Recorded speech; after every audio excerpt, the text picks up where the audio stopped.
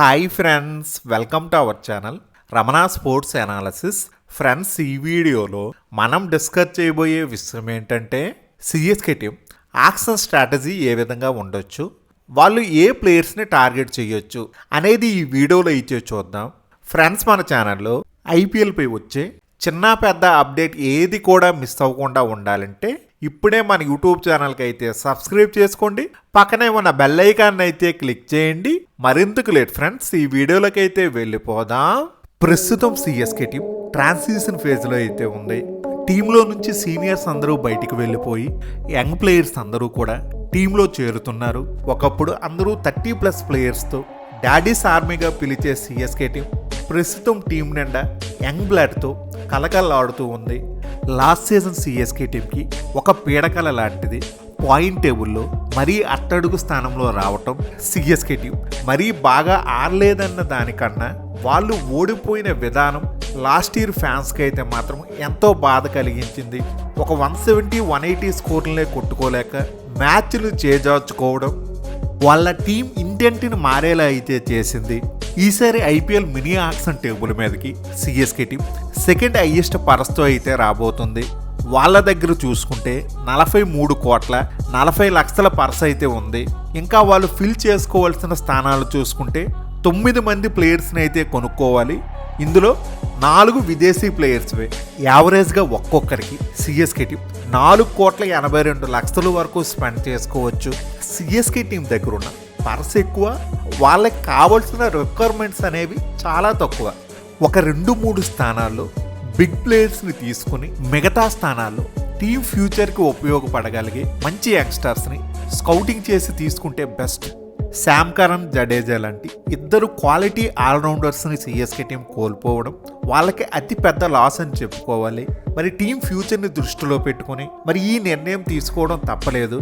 ముఖ్యంగా auction table మీద CSK team focus అంతా ఆల్రౌండర్స్ని తీసుకోవడంలో పెట్టాలి.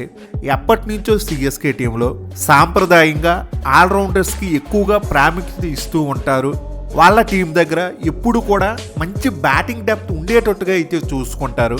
రాబోయే 1-2 సీజన్స్లో జడేజా టీం నుంచి వెళ్ళిపోయిన ఎఫెక్ట్ మాత్రం ఖచ్చితంగా అయితే కనిపిస్తుంది.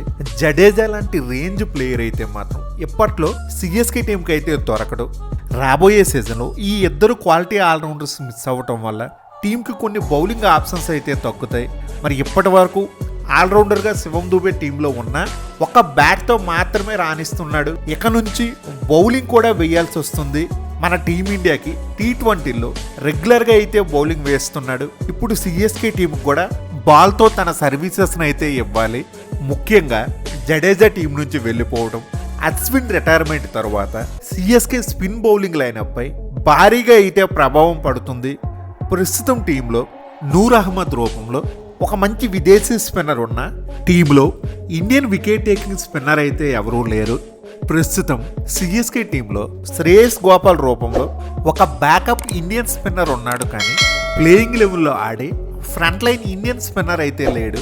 ఈసారి యాక్షన్ టేబుల్ మీదకి రవి బిష్ణోయ్, రాహుల్ చహర్, తనుష్ కోటిన్ లాంటి మంచి ఇండియన్ స్పిన్నర్స్ అయితే వస్తున్నారు. వీళ్ళలో ఒకరిని పక్కా అయితే తీసుకోవాలి. అలాగే స్వయంగా సిఎస్కే టీమే గ్రూమ్ చేసి ఒక మంచి గేమ్ చేంజింగ్ బౌలర్గా మార్చిన మతీస పతిరానాని వాళ్ళు వదిలేయడం కాస్త సర్ప్రైజింగ్ అయితే అనిపించింది. ఇప్పుడు వికెట్ పక్కాగా కావాలి అనుకుంటే అదే టైంలో ధోని చూసుకుంటే పతిరానాకి బాల్ ఇచ్చేవాడు, దానికి పతిరానా కూడా వికెట్లు తీసి స్పందించేవాడు.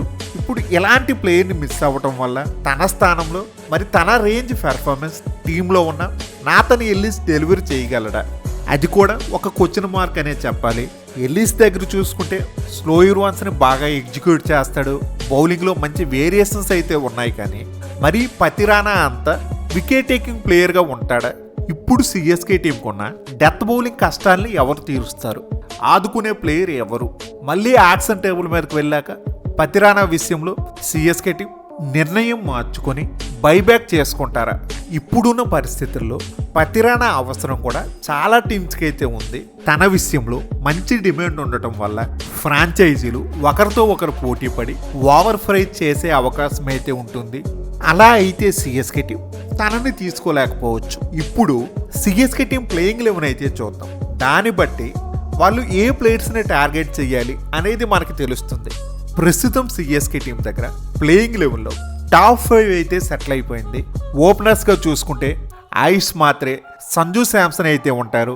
ఫస్ట్ డౌన్లో రుతురాజ్ గైక్వాడ్, సెకండ్ డౌన్లో డెవాల్డ్ బ్రెవిస్, నెంబర్ 5 పొజిషన్లో శివం దూబే. ఒక మంచి పిక్చర్ పర్ఫెక్ట్ టాప్ 5 అయితే వీళ్ళ దగ్గర ఉంది. క్లాస్, ఎక్స్పీరియన్స్, పవర్ హిట్టర్స్ అందరూ కూడా మిక్స్డ్గా అయితే ఉన్నారు. లాస్ట్ ఇయర్ ఓపెనింగ్ పవర్ ప్లేలో చాలా ఇబ్బంది అయితే పడ్డారు. ఇప్పుడు సంజు శాంసన్ రావడంతో ఇద్దరు అగ్రెసివ్ ఓపెనర్స్ పవర్ ప్లేలో ఉండటం మిగతా టీమ్స్ మాదిరిగే సిఎస్కే టీం కూడా భారీ స్కోర్ అయితే చేయొచ్చు. ఒకవేళ ఇన్ కేస్ ఓపెనర్స్ తొందరగా అవుట్ అయినా ఫస్ట్ డౌన్లో రుతురాజ్ గైక్వాడ్ ఒక స్టడీ ఇన్నింగ్స్ ఆడి టీంని గట్టెక్కించగలడు. ఆ తర్వాత మళ్ళీ మిడిల్ ఆర్డర్లో అగ్రెసివ్ ప్లేయర్స్ అయిన డెవాల్డ్ బ్రెవిస్, శివం దూబే అయితే ఉన్నారు. ఇద్దరు కూడా స్పిన్ని అద్భుతంగా ఆడుతారు. మిడిల్ ఓవర్స్లో టీంకి కావాల్సిన రన్స్ కూడా వస్తాయి వీళ్ళ బ్యాట్ నుంచే. ఇక ప్రాబ్లం అంతా నెంబర్ 6 పొజిషన్లో ఇంతకుముందు ఆడే జడేజా స్థానంలో ఇప్పుడు ఎవరు రాబోతున్నారు? ఒక మంచి ప్రాపర్ ఫినిషర్ అయితే కావాలి. ఎలాగూ సిఎస్కే టీంలో మంచిగా డబ్బులు కూడా ఉన్నాయి. ఇదే టైంలో క్యామరన్ గ్రీన్ని పట్టేస్తే బెటర్ అని చాలామంది ఒపీనియన్. గ్రీన్ కూడా దొరికితే అటు కలకత్తాకి కానీ ఇటు చెన్నైకి కానీ ఈ 2 టీమ్స్లో ఏదో ఒక టీంకి వెళ్ళడం ఖాయంగానే కనిపిస్తుంది. వీళ్ళ దగ్గరే హైయెస్ట్ పర్సన్ అనేది ఉంది. ఒకవేళ క్యామరన్ గ్రీన్ సిఎస్కే టీం సొంతమైతే ఆల్రౌండర్స్ లేని కొరత కొంతవరకు తీరుతుంది. బౌలింగ్లో ఒక 2-3 ఓవర్స్ అయితే వేస్తాడు. బ్యాట్తో కూడా మంచిగా అయితే రాణిస్తాడు. ఒకవేళ గ్రీన్ టీంలోకి తీసుకున్నా తన్ని నెంబర్ 6లో ఆడిస్తే ప్రయోజనం అయితే ఉండదు. మరి ఈ టైంలో ఏం చేయాలి అంటే ఆ సిఎస్కే బ్యాటింగ్ ఆర్డర్ని కాస్త చేంజ్ అయితే చేయాలి. నెంబర్ 6లో శివం దూబేని ఆడించి, 5లో బ్రెవిస్ని ఆడించి, నెంబర్ 4లో గ్రీన్ అయితే ఆడించాలి. అంతకంటే మీదకి టాప్ 3లో ఎక్కడ కూడా తన్ని అకామిడేట్ అయితే చేయలేరు. ఆల్రెడీ టాప్ 3 సిఎస్కే టీంకి ఫిక్స్డ్ స్లాట్స్. లేదు మేము ఒకవేళ గ్రీన్ని తీసుకోం, వెంకటేష్ అయ్యర్తోనో లివింగ్ స్టోన్తోనో ఈ స్థానాన్ని భర్తీ చేసుకుంటామంటే ఎక్కువ అమౌంట్ అనేది మిగులుతుంది. గ్రీన్ విషయంలో ఒక 20-25 కోట్లు అయితే పక్కాగా స్పెండ్ చేయాల్సి వస్తుంది.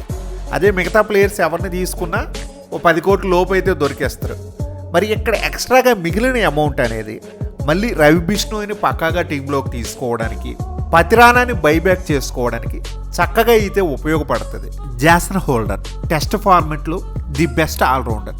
బట్ వైట్ బాల్ ఫార్మెట్లో సిమిలర్ హైట్స్ని అయితే చేరుకోలేకపోయాడు. కానీ ఒక మంచి గేమ్ చేంజింగ్ ఆల్రౌండర్ అని చెప్పుకోవాలి. ఈ 2025 సంవత్సరంలో వెస్టిండీస్ తరపున తను 23 T20లు ఆడి 31 వికెట్లు అయితే తీశాడు.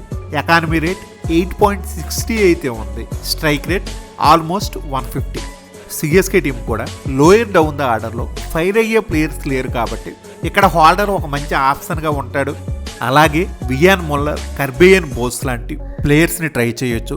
వీళ్ళు కూడా ప్రస్తుతం ఇద్దరు కూడా చాలా మంచి ఫామ్లో అయితే ఉన్నారు. అలాగే వనిందో అసరంగా, అకేల హుస్సేన్ లాంటి ప్లేయర్స్ని అయితే ట్రై చేయొచ్చు. అలాగే ఇండియన్ ఆప్షన్స్ నుంచి Mahipal Lomror, Abhinav Manohar, local TNPL player అయిన తుషార్ రహాజా లాంటి ప్లేయర్స్ని ట్రై చేయొచ్చు. నెక్స్ట్ లాస్ట్ ఇంకా వాళ్ళు ఫోకస్ చేయాల్సింది వాళ్ళ పేస్ బౌలింగ్ లైనప్ని.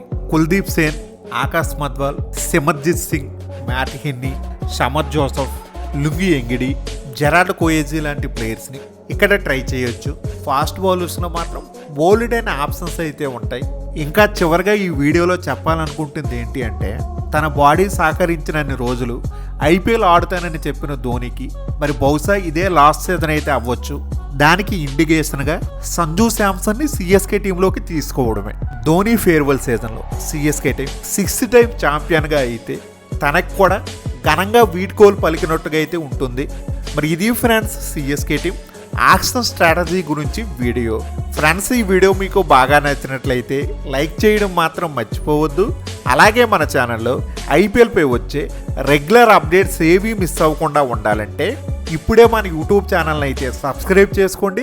పక్కనే ఉన్న బెల్ ఐకాన్ అయితే క్లిక్ చేయండి. నేను మిమ్మల్ని మరో ఇంట్రెస్టింగ్ వీడియోతో మళ్ళీ కలుస్తా. Thank you. By bye friends. జై హింద్.